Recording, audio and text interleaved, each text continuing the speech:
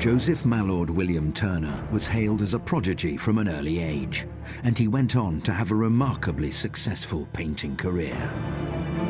He was incredibly well known during his lifetime and enjoyed a huge amount of success, but even some of his patrons were quite confused by what came up later. These experimental works would prove highly controversial amongst his contemporaries. Turner's work changed a lot during his lifetime. He wasn't just content to keep doing the same thing. He was derided for making terrible work with all sorts of unknown mixtures. His work started off rather realistic and then became more and more expressionist, almost abstract. To many critics, this was a step backwards. They couldn't understand what he was doing. However, Turner's later dramatic paintings would be adored by the Impressionists and people who see them today. The Impressionists really looked back at his works as being pioneering. Turner probably was the most revolutionary British artist of the 19th century. He becomes this extraordinary figure, revered, if you like, by those who understood his work, damned and dismissed by others. There are still many mysteries about Turner's life and even the fate of some of his works. 2 of his paintings were stolen in Frankfurt in 1994, and only a strange sequence of events managed to bring them back where they belong.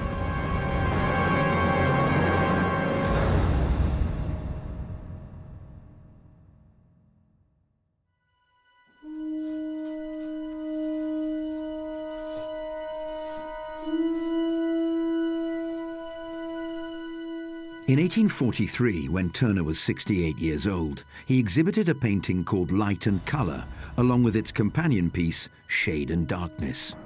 They encapsulated the much more radical style that Turner had embraced in the latter stages of his career, and showed the inspiration he had taken from the theory of colours by Goethe.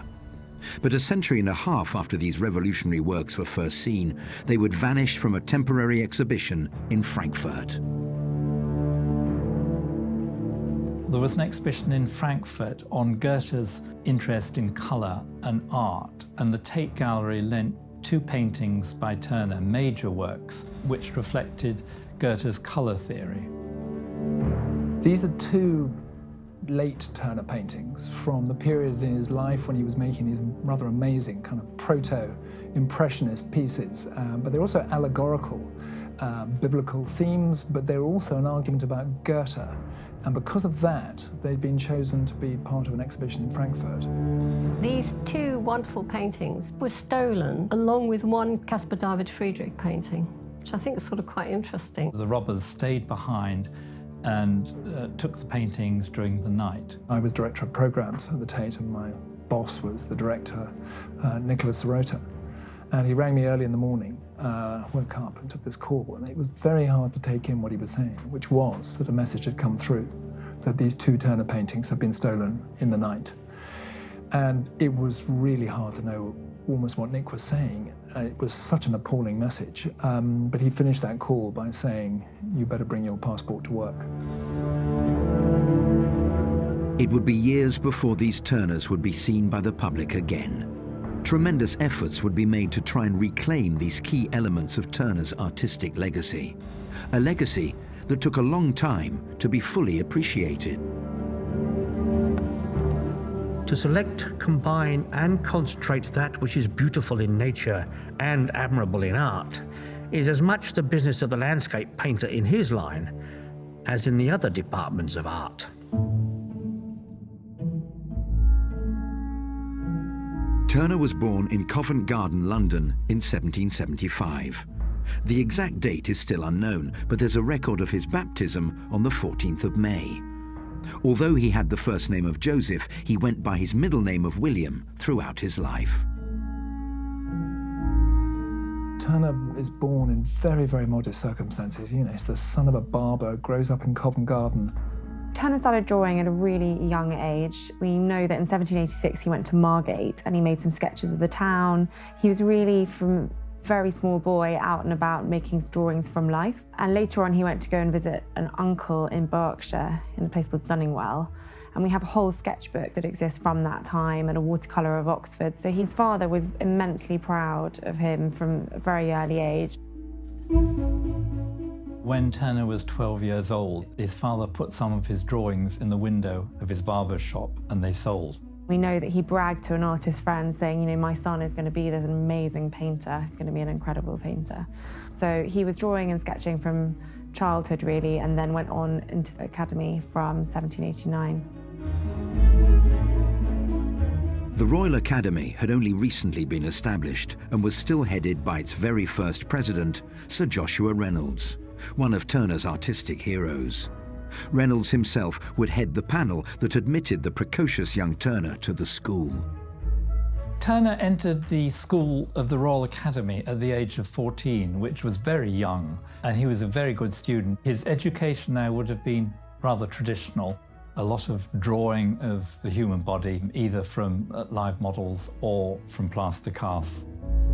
What we do know is that he did a lot of topographical drawing on the side, so he was to sort of support himself financially. He recognised this need for topographical drawings and then was in the academy. He first of all started working in the plaster galleries and then moved on. There's one extant self-portrait from his period as a young man there, and he was very able. He was just a star pupil, I think, from the beginning.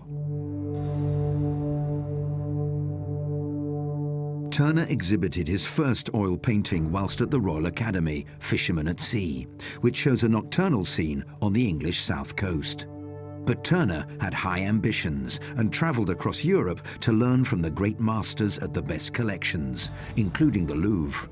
He was able to achieve his dreams thanks in part to the support of Walter Fawkes. Walter Fawkes was a Yorkshire landowner who lived near Leeds in Wharfdale, and he spotted Turner's abilities early, and when Turner was 22 he commissioned him to do a series of watercolours of his estate. Fawkes was an early patron, somebody who believed in his talent and who was giving him money and buying things off him, which if you're a young student just out of college is enormously exciting. Walter Fawkes' home became almost a second home for Turner. He spent a huge amount of time there. Fawkes became really a strong patron and supporter, but also just a really good friend. It made somewhere for him to go outside of London. Turner's career went from strength to strength, and he became one of the most celebrated artists of his era. But despite his fame, we know little about his personal life. He never married, but he may have had 2 daughters with a widow named Sarah Danby. I hate married men. They never make any sacrifices to the arts, but are always thinking of their duties to their wives or families or some rubbish of that sort. Later in his career, Turner started to lose the critical praise he'd become accustomed to with works such as The Fighting Temeraire, first exhibited in 1839. His paintings began to lose a focus on specific details, and his mature style, seen in snowstorm and rain, steam and speed, would instead highlight dramatic scenes of shimmering light. Critics were not impressed. His work started off rather realistic and then became more and more expressionist, or some of them in the later years almost abstract.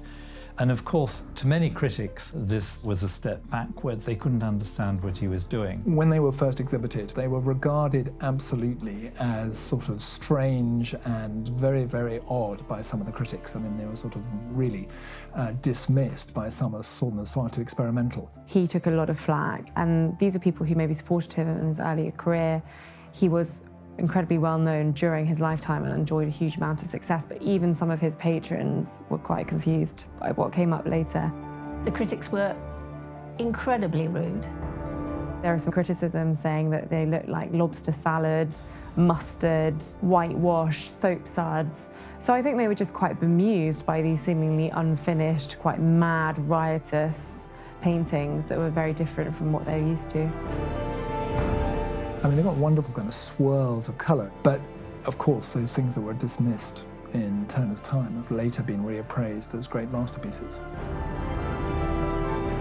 Turner would persevere with his radical style and made the pioneering decision to leave his works to the British nation. But this remarkable collection would suddenly be incomplete thanks to a theft in Frankfurt in 1994. But efforts were being made to make the collection whole once again.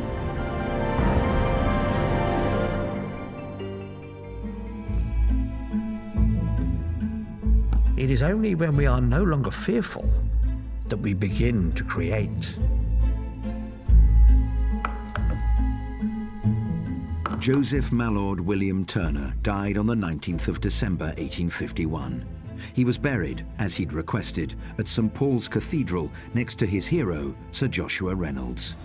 In an unconventional move for the time, his large collection of finished paintings still in his possession were bequeathed to the British nation.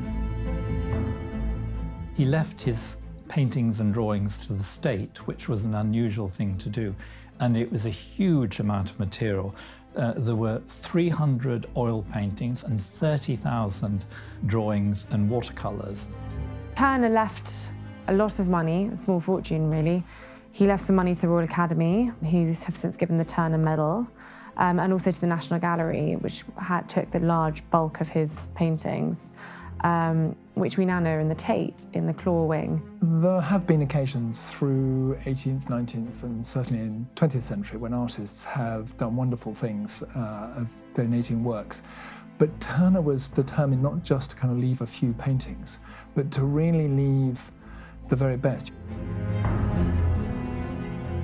We were lucky to have this bequest, but he also wanted to make sure that his life's work was going to be looked after, was going to be kept together, and that people could learn from it and see what a great artist he was. I mean, I think he was very interested in that whole idea of being somebody who had been breaking new ground.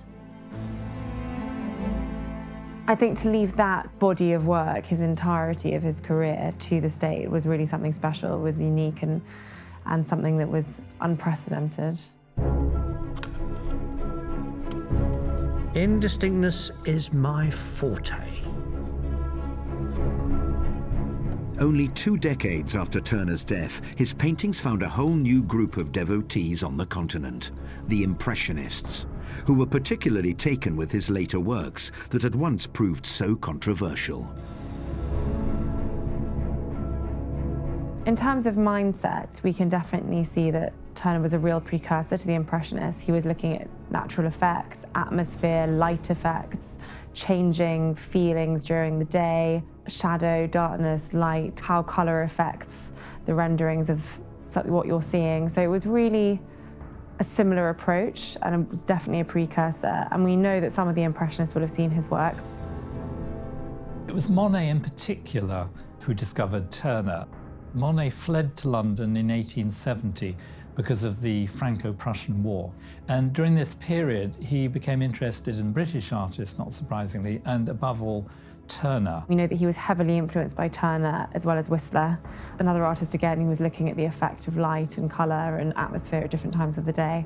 And this obviously with his series became completely intrinsic to Monet's work. Monet seemed to have really knuckled down and done quite a lot of work. I mean, there are a number of paintings that show London at the time, which are very exciting. The direct influence on the emerging Impressionist movement is clear. However, some art historians have speculated that part of Turner's output could even be seen as expressionist. He was capturing a moment, capturing the weather, capturing the feel of how it was to be in something. How much that was in his mind and expressing his own feelings, it's hard to tell, but he was definitely an expressionist in the terms of capturing what it felt like to be in that very moment. There's quite a lot of angst and turmoil in there, literally, and he's obviously very, very interesting in replicating huge storms and big seas and that sort of clashing nature. Those are very expressive things. Whether he was expressing a sort of internal world is hard to know. What we do know is that he was trying to express what it felt like to be there. He did work from his preparatory sketches onto larger canvases, but he was really trying to recall the atmosphere, the effects, everything that he was looking at around him when he was drawing. In time, Turner attained the status of Britain's greatest ever painter. But in 1994, there was great fear that his full collection of works would forever remain incomplete, when Light and Colour, as well as its companion piece, Shade and Darkness, were stolen from the Kunsthalle Schön in Frankfurt. The two missing paintings were especially important, as they illustrated Turner's fascination with the writing of Goethe on the theory of colours. Goethe's colour theory, which was quite new, was that he was looking at the sort of physiological effects of colour, how they affected your mood, how colour was perceived from the individual rather than the way that every eye sees colour. So he was challenging Newton, he was challenging theories that had gone before and really looking at colour through a different perspective. Turner became increasingly interested in the effects of light on the landscape and the challenge of depicting it in paint. And interestingly enough, he titled some of his paintings after expressions that Goethe used. The two paintings that were stolen from the Goethe exhibition in Frankfurt had been on loan from the Tate Gallery, London. They're very important because they were part of the Turner bequest. So they're part of those paintings that Turner himself decided should be donated by him to the nation. So they were of the highest importance within Turner's work. They were actually on loan to the gallery from the Tate, and the thieves broke in and they found themselves almost entrapped in the museum and ended up clambering over the guards essentially and getting out. One of them was on the poster for the exhibition. So at one point I thought, well, you know, did the thieves take it because it was publicised? It was just on the poster. It was very hard to know. And initially, we at the Tate were very much waiting. You know, was this going to be a political thing? Was somebody going to be coming up for a ransom demand in a very immediate sense, or using this as some kind of almost hostage-taking? You don't know. One was thrown so completely, so far outside my experience, or actually any of our experience of those of us working at the Tate. One just didn't know what was going to happen next. It would be 5 years since Sandy Nairn received his initial early morning phone call, and with the paintings still no closer to being found, it was feared that they might be lost forever. I think in the first 5 years, it's fair to say that there certainly wasn't a day that went by without thinking about the Turner paintings, but I wasn't dealing with it all the time because there was nothing to deal with, and it was really only after 5 years that an opportunity came about. There was a lot of false leads, a lot of stuff came through. German lawyers would ring up saying, oh, I think I've got somebody who might know something. That person might need a small fee to begin to start a conversation. None of it led to anything. But of course you kept hoping. The Frankfurt authorities had actually caught the thieves, but those thieves, once charged and convicted, had no information about the location of the paintings. And then once the authorities knew that the paintings had seemed to have been handed on to others, they allowed us to work. They gave a kind of special status to a particular German lawyer, Herr Liebrucks, and it was through him that there was just the possibility of, if a fee for information leading to recovery could be paid, then there was the possibility that the paintings might come back. The paintings were insured for £24 million, which was paid to the Tate as a result of the disappearance. The Tate, however, decided that they would buy back the titles of the paintings from the insurance company in order for them to remain in their possession if they were ever recovered. This would prove pivotal, as Sandy would receive information which would take him back to Frankfurt in the hope of recovering one of the paintings. I had with me the head of paintings conservation from the Tate, and actually we'd been about to leave. We were so fed up of nothing happening after days of waiting. And then eventually we got this call from Liebrucks saying, you should come now. And we went back into Frankfurt, went back to his office. There was the painting on the table, and it was fantastic. I mean, it was a completely joyous moment of thinking, after years, here was one of them. But of course, it was only one, and then we had to work on the second. The first painting to be recovered was Shade and Darkness in July 2000, but it would be another 2 years before Sandy would recapture the second. I presumed that it would be another 6 months, that we'd get the second one, the same people. We had to keep it quiet. Eventually, we got new information. So then we set up another operation, December 2002, and we had the same amazing moment of being there again with head of painting conservation to check it. And there it was, without a scratch. out of the frame, no longer in the frame, but still on its stretcher, without a scratch. For me, there was huge relief to have spent 8.5 years and to know that these could go back on show as parts of the National Turner bequest, be available again to a proper public. That was what was so exciting. The immediate feeling in the art world was great relief that the paintings had come back. They belonged to a public collection. They were a very important part of Turner's bequest. But very quickly, people realized that it could cause a dangerous precedent and might encourage thieves to steal from galleries. So there is that concern. It was a question of saying, what was the Tate's duty? And in my view, and it was confirmed in law, that was the duty to get them back and to pay a fee for recovery. The two paintings now reside back in their rightful home as property of the nation, just as Turner had wished. Despite their turbulent past, both works continue to be shared with other institutions around the world, allowing millions to enjoy the output of a true modern master.